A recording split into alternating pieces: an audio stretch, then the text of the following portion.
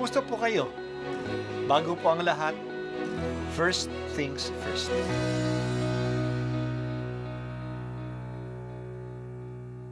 Good morning po.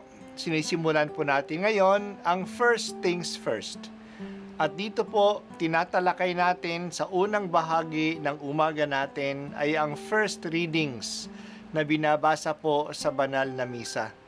Ito pong tinatalakay natin kasi madalas po kasi marami na tayong alam tungkol sa gospel readings. Pero konti po ang nagsasalita sa first readings. Pero ang first readings, bahagi din po yan ng Biblia, ng banal na kasulatan. Kaya susubaybayan po natin ang mga first readings, basahin po natin at minsan kailangan ng basahin ng 2 o 3 beses bago maintindihan kasi hindi po tayo familiar sa mga istorya at sa mga kaisipan na tinatalakay dito.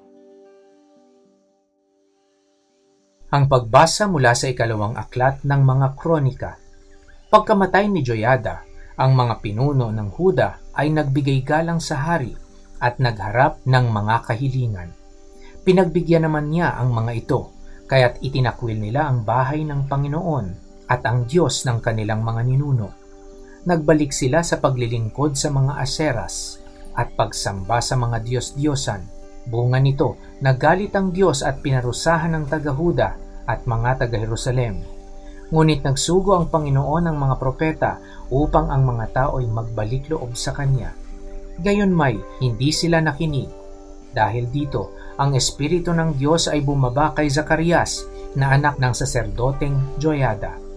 Tumayo siya sa gitna ng mga tao. Sinabi niya, "Ito ang sabi ng Diyos, bakit ninyo nilabag ang mga utos ng Panginoon? Gusto ba ninyong mapahamak sapagkat itinakwil ninyo siya? Itatakwil din niya kayo." Ngunit nagkaisa ang mga tao at sa utos ng hari, binato nila si Zacarias hanggang mamatay. Naganap ito sa looban ng bahay ng Panginoon. Hindi man lamang naalaala ni Haring Joas ang tapat na paglilingkod sa kanya ni Joiada na ama ni Zacarias. Bago namatay si Zacarias, ganito ang kanyang sinabi, "Parusahan nawa kayo ng Panginoon sa ginawa niyong ito." Nang matapos ang taon, si Joas ay sinalakay ng hukbo ng mga Siro. Pinasok nila ang Huda at Jerusalem at pinatay ang mga pinuno ng hukbo. Lahat ng sinamsam nila'y ipinadala sa hari sa Damasco. Maliit man ang hukbo ng mga Siro ay matagumpay rin laban sa malaking hukbo ng Huda, sapagkat itinakwil nito ang Panginoon, ang Diyos ng kanilang mga ninuno.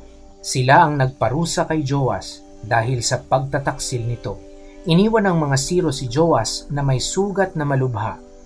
Ngunit pag-alis nila, nagkaisa ang mga lingkod ng hari na ipaghiginti ang pagkamatay ni Zacarias.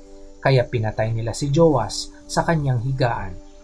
Inilibing nila ito sa lungsod ni David, ngunit hindi sa libingan ng mga hari. Ang salita ng Diyos. Salamat sa Diyos. Habang buhay pa ang saserdoteng si Joiada, maganda ang pagpatakbo ng kaharian. Ang mga tao at ang hari na si Joas ay ginagabayan ni Joiada. Ngunit nang mamatay na si Joiada, nagbago ang mga tao. Bumalik sila sa pagsasamba sa mga Diyos-Diyosan ng Asira at ng Baal. Itinakwil na nila ang bahay ng Panginoon. Dumating ang parusa ng Diyos sa mga taga-Huda at taga-Jerusalem. Nagpadala ang Diyos sa mga propeta upang babalaan sila. Ngunit hindi sila nakinig. Nagsalita si Zacarias, anak ng saserdoteng si Joiada, "Sapagkat itinakwil ninyo ang Diyos, itatakwilin niya kayo." Ang sabi niya, sa halip na makinig sa kanya, binato nila si Zacarias hanggang ito ay mamatay. Wala silang utang na loob kay Joiada na nagpalaki sa hari at nagtalaga sa kanya. Pinatay nila ang kanyang anak.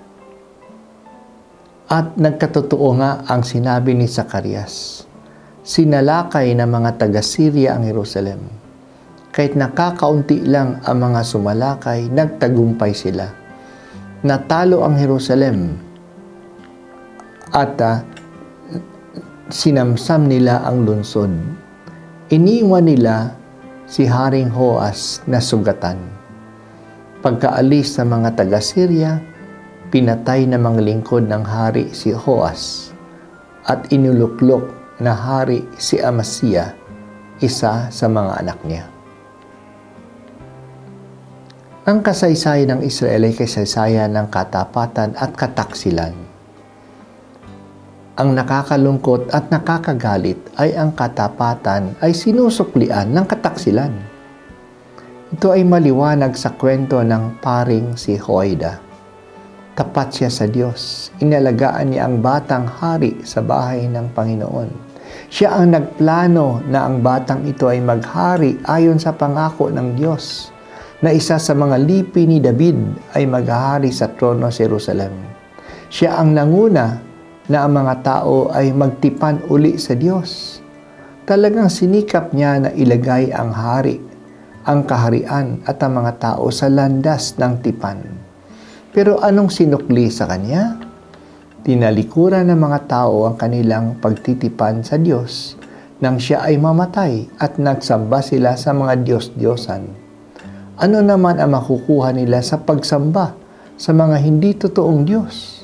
Wala. At pinatay pa nila ang anak niya na nananawagan sa kanila na bumalik loob na sa Panginoon. Nakakalungkot at nakakagalit. Kaya tuloy dumating ang hindi maganda kasi hindi rin maganda ang kanilang ginawa. Natalo sila ng mga kaaway at sinamsam ang kanilang lungsod. Ang taksil na hari ay pinatay ng kanyang mga tauhan. Nagbubunga ng masama ang ating kasamaan. Kumikilos ang katarungan sa mundo. Kailan pa tayo natin ito matututunan? O Diyos ng katarungan, tulungan mo po ninyo kaming pahalagahan ang katarungan at ipagtanggol ito sa halip na ito ay talikdan. Pananagutan namin ang lahat ng kasamaan na aming ginagawa. Matakot sana kami sa iyo, o makatarungang Diyos.